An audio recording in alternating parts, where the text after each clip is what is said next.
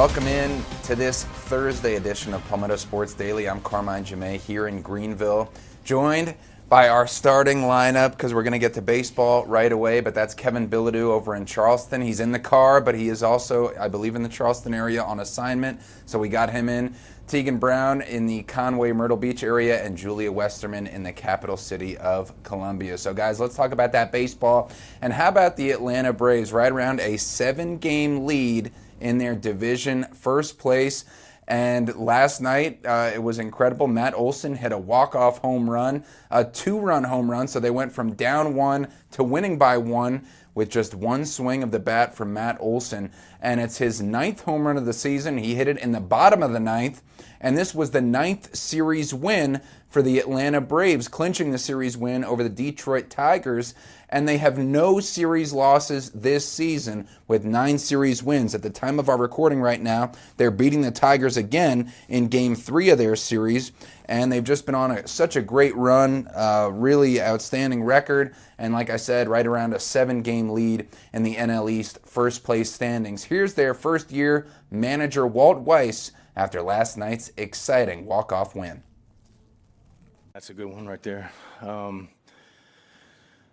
You know, I've talked about how when you have good years, you tend to have wins like that. You know, you look back and there's 10 or 12 games that you won that you necessarily shouldn't have, and so we've had a few of those already. So that's a good sign. Good sign, guys. The Atlanta Braves really doing their thing under the first-year manager, Walt Weiss. There, of course, was the bench coach during the World Series run and those 6 consecutive division titles under Brian Snitker, who was just honored with the Hall of Fame spot that you guys covered just yesterday on this very show. And not only is it the best record in the division, Kevin, it's the best record in the entire major leagues. 22 wins, 9 losses at the time of recording. And I know I posed this question to the group earlier in the season, but it was too early. It was deemed by our panel to say that we're all in on the Braves and their success this year. Have you seen enough, Kevin, to start believing in the Bravos?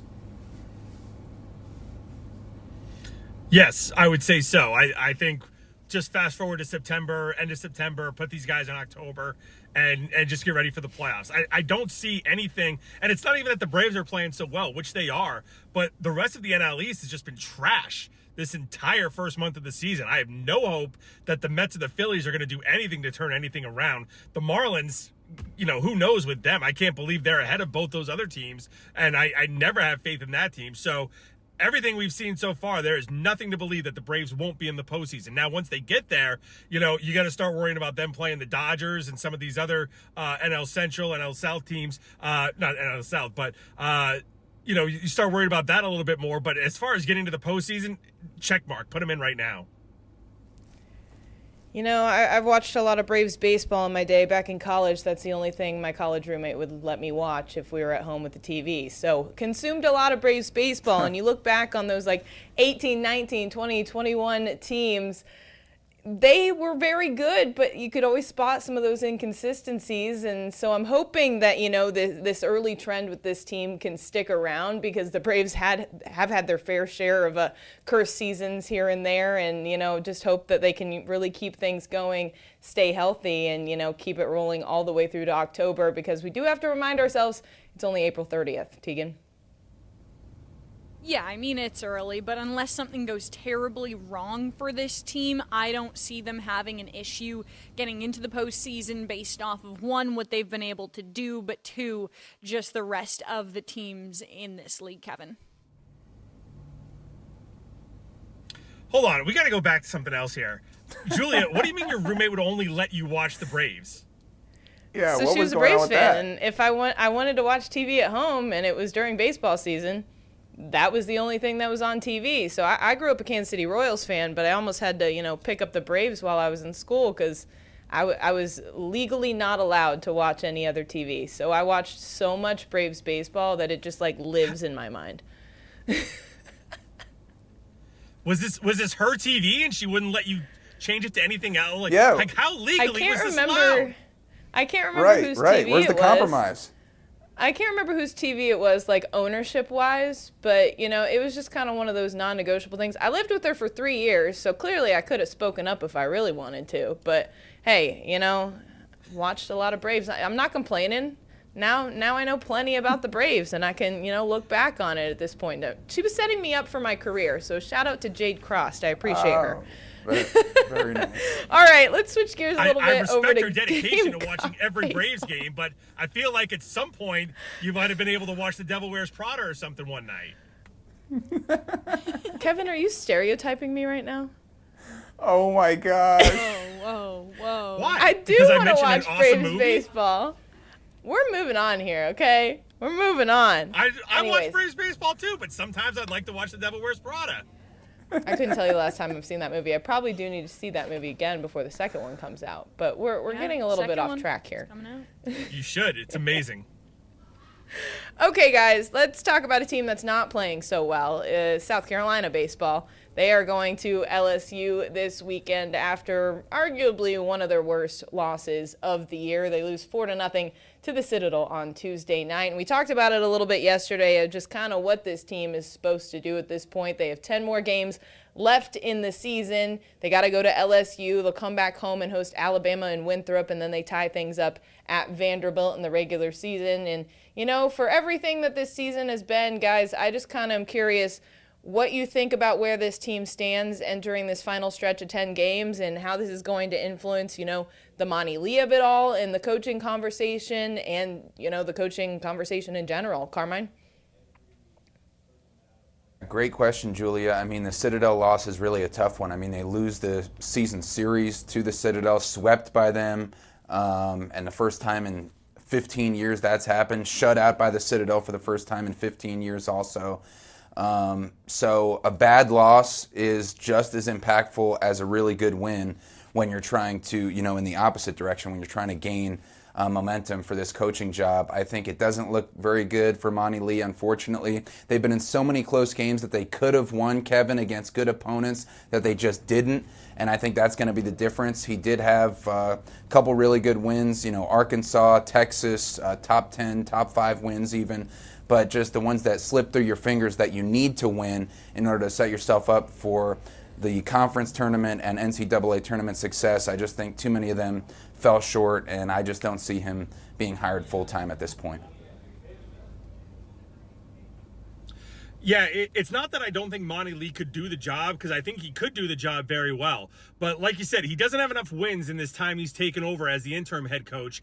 And that might be okay if Ray Tanner was still the AD, but you've got a new AD in Jeremiah Donati who hasn't made a big hire yet for one of the major sports since he's been at South Carolina. This is his first opportunity to kind of put his stamp on this program with a major coaching hire. And to just promote the interim head coach who was an assistant who hasn't been blowing the doors off of the schedule since he's taken over. I just don't see how that's going to work out, Tegan. Yeah, I mean, I kind of mentioned it when we first started talking about this when Monty Lee took over, but it just feels like at this point, you know what? Let's scrap the rest of the season. I think the Gamecocks need to start over again, whether it's with a new coach or Monty Lee, but I see it being a new coach, and I think that would be a really big thing for them. Also, another team that is not doing the greatest right now, Coastal Carolina softball, skidding down a 10-game losing streak. They are getting ready to play their last series of the regular season tonight against Troy. They'll play that 3-game series, and then after that, the Chants will head to the Sun Belt tournament, but it'll be a really tough, I think, kind of thing for them to figure out getting into that tournament and getting some wins there after getting swept by Texas State, Louisiana, and Marshall. And that first team that they'll be playing in the Sun Belt Conference is Louisiana. So hopefully Coastal Carolina can get at least one win out of the series against Troy this weekend, but it is not looking good for the Chants. We're going to take a quick break here on Palmetto Sports Daily. We'll be right back.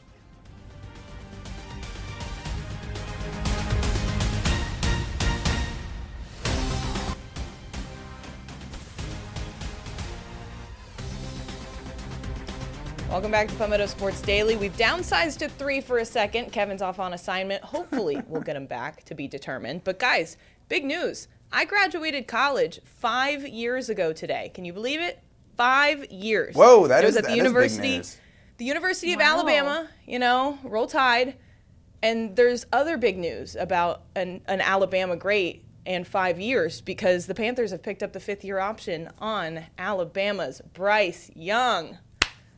Whoa, Guys. well done. Guys, thank you. Thank you. So here's the question. Do we think this is the right idea? I mean, obviously, we've seen kind of all the shades of Bryce Young over the years since he was at Alabama and now with the Panthers. So just what do we think about, picking up the 5th year and where he's trending as we head towards the 2026 season, Carmine?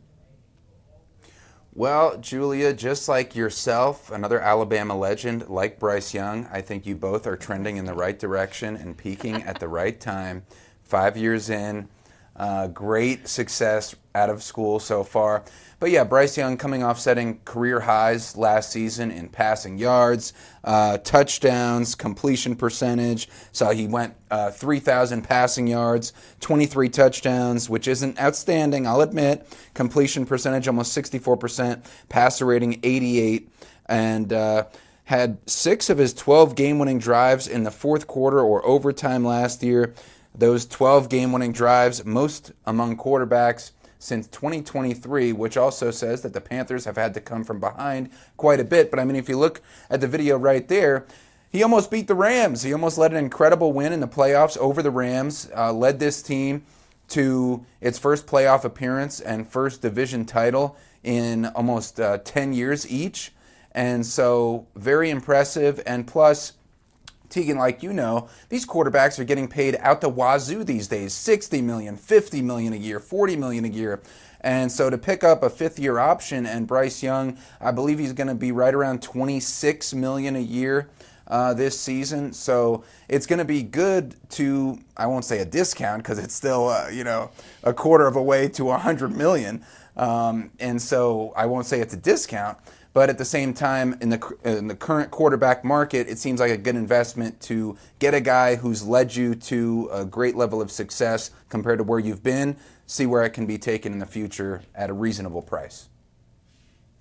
Yeah, I mean, clearly the team's management believes in him, and I think they've done a really nice job, especially this year in the draft, just kind of trying to build this team around him. I was really glad that they got a guy for the O-line with their first pick. Of course, the Charleston connection, too, was kind of cool, but I think they've just done a really nice job with hopefully getting those guys that can make sure Bryce Young has the time that he needs in order to do what they need him to do. And I think, obviously, last year it was, kind of tough. We talked about this, the fact that they went to the playoffs, but they did it with an 8-9 record just because of how bad the other teams were in that part of the league. But I think that Bryce Young this year, he's got a lot of momentum coming off of last season.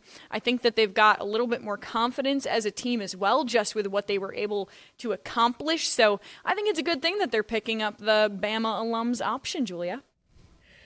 100%. I will be a Bryce Young defender until the day I die. But I think we've kind of seen this trending in this direction over the past few seasons of, you look at past drafts where they got wide receivers, guys for him to throw to 2 years in a row. And then you look at this draft where they're kind of trying to fill in the gaps everywhere else. I really liked their draft this year, and it's been highly rated across the board, across the country by a lot of national publications. And for good reason, because they didn't just focus in on one thing. They really just kind of spread the wealth and found some guys that can affect all of the areas of the Panthers rather than just the offense and what directly affects Bryce.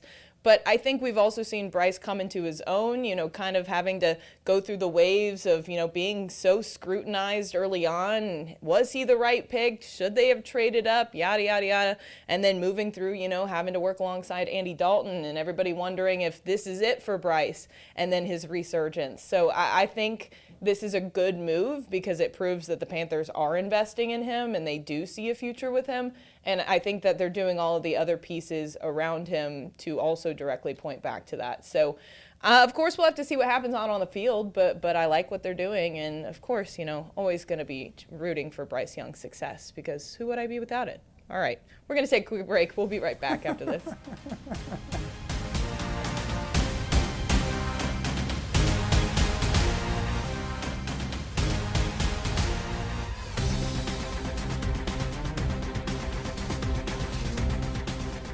Welcome back into Palmetto Sports Daily. We are officially 1 week out from the One Flight Myrtle Beach Classic, which will tee off next week on Thursday. That is May 7th. It's Mother's Day weekend. Very exciting time as the PGA event enters its third year here in the Grand Strand. We talked a little bit yesterday about the fact that Brooks Koepka will be playing, which is super duper exciting. 5-time major champion. Ooh.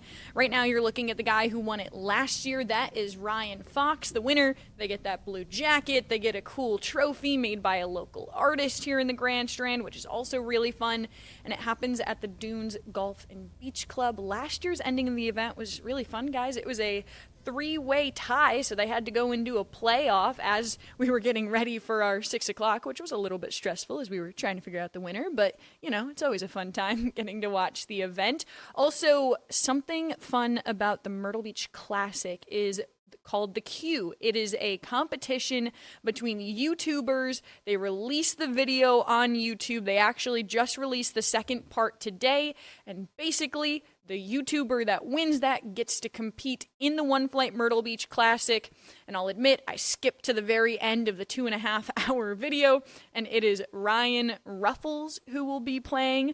I'll be honest, I'm not as familiar with him as I was with some of the other YouTube golfers who competed, like George Bryan, but I'm just curious what you guys think about, you know, getting YouTube golfers involved in this. I know that it brings in a lot of younger people to the competition, so Carmine, kind of what are your thoughts on this and just the uniqueness around this kind of competition? I think it's great. There's so many other ways to make golf fun. I mean, you see it with baseball with the Savannah Bananas, of course, the incredible success they've had.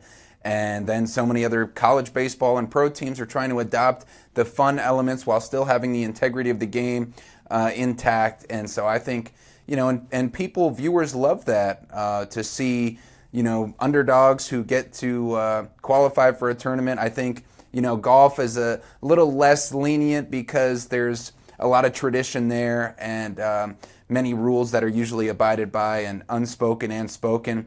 But I think it's great to have fun where you can while still keeping the integrity of the game intact. I think having the YouTube stars in it, or at least one, is cool and brings great publicity and more money, more sales, more attention to the tournament.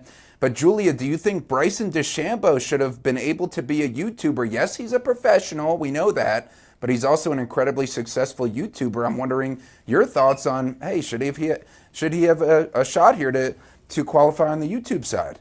Well, unfortunately, Carmine, he's busy on a different tour, but there's a lot going on over there, so we might see him back over here sooner than we thought. Good point. But all that to say, I mean, you hear all these golfers talking all the time about how much they want to continue growing the game and, you know, getting it to more people and having more people experience everything that they grew up around, and, you know, having golf give back to them as much as it's given to the golfers who are on the tours now. So I think this is a great opportunity. Yeah, you do have to kind of walk that fine line of, you know, the traditions and everything that people expect from the game of golf while also, you know, trying something new. But I don't think this is a bad thing. I think it's fun. Of course, you're not going to do something like this at the Masters. You would do this on one of these smaller tour events and, you know, not tick anybody off at Augusta or anything like that. But I think this is a great opportunity. And hey, there's also a great opportunity in the Midlands because the PGA Tour is not the only one out there. There's the Corn Ferry Tour as well, which is a feeder program for the PGA Tour, and that Corn Ferry Tour is coming to Columbia in just a couple of weeks as well. The Colonial Life Charity Classic will be at the Wood Creek Club May 14th through 17th. So all of these images from the media day that we had just last week, getting ready for the event. The course itself looks great, and we had a couple of golfers there to share what they're looking forward to about this event. They're finishing up the clubhouse. They have promised that will be complete in time for play. But something cool about this, the guy on the right there, just before we went away, there we go, right there, Ian Holt. He has won 2 Corn Ferry Tour events this season. There is an automatic, if you win 3 Corn Ferry Tour events, you automatically get your PGA card. So how cool of a story would that be, guys, if somebody comes in to Columbia and wins a 3rd Corn Ferry Tour event and then automatically qualifies for the PGA Tour? Personally, I would love for that to happen because I love a storyline, but that would also be really cool for him. And hey, We've got Kevin back. Whoa. Kevin, we're talking golf. What do you think about I think that would be very cool. all this? I've been listening the whole time. I don't know what you guys are talking about. It'd be so cool if Ian Holt won his third one and got his PGA Tour car right away. That'd be awesome. We're not done yet, though. We're going to talk some hockey on the other end of this break here on Palmetto Sports Daily.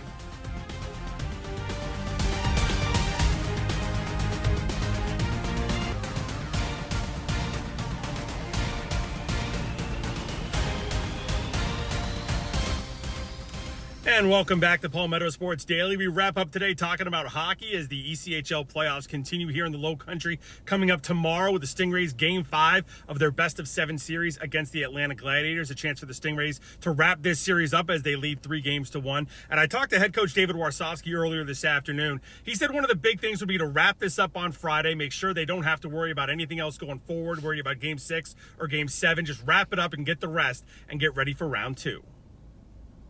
Yeah, it's huge. Anytime you can get some rest, everyone's a little bit banged up this time of the year. But yeah, we're going to worry about tomorrow and hopefully get the win. But it's 20 minutes at a time, one game at a time, and tomorrow's not any different than game 2 or 3. So we got to be ready to go. Yeah, I mean, Dave told us this morning, this is the hardest game to close out. They have pretty much nothing to lose. They have to come out and win. So it's going to be hard for us. Like I said earlier, we got to stick to our game plan. I think we got the recipe to do that here, and our fans here are going to be all in for it. Friday night here at the Coliseum is electric, and we need everyone to show up.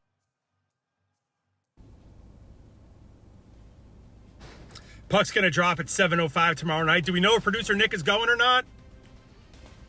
Nick? We do not know. Producer Nick still doesn't know.